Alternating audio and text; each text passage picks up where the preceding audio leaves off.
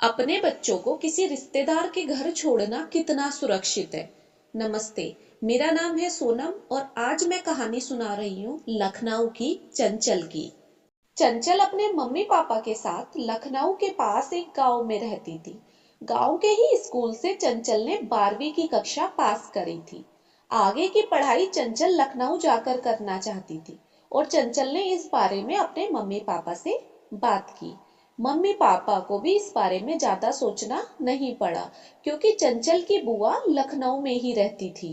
चंचल के पापा ने अपनी बहन हेमलता से चंचल की पढ़ाई के बारे में बात की। चंचल ने हेमलता को अपने घर रखने और आगे की पढ़ाई कराने का वादा किया। हेमलता एक सरकारी स्कूल में टीचर थी और उनका पति भी किसी दूसरी सरकारी नौकरी में था, इसलिए घर पे पैसे की कोई कमी नहीं थी। हेमलता के एक इकलौता बेटा था जिसका नाम था करण। चंचल आगे की पढ़ाई करने अपनी बुआ के घर आ गई। हेमलता और उनका पति सुबह ही अपने अपने कामों पर निकल जाते। चंचल को करण उसके कॉलेज छोड़ दिया करता।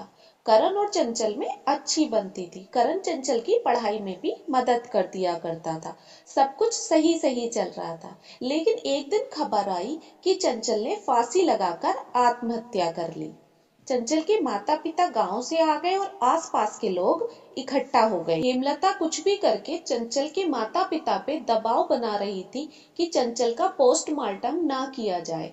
हेमलता पुलिस को पैसे देकर भी पोस्टमार्टम रुकवाना चाहती थी, लेकिन हेमलता की सारी कोशिशें नाकाम रही और चंचल का पोस्टमार्टम किया गया।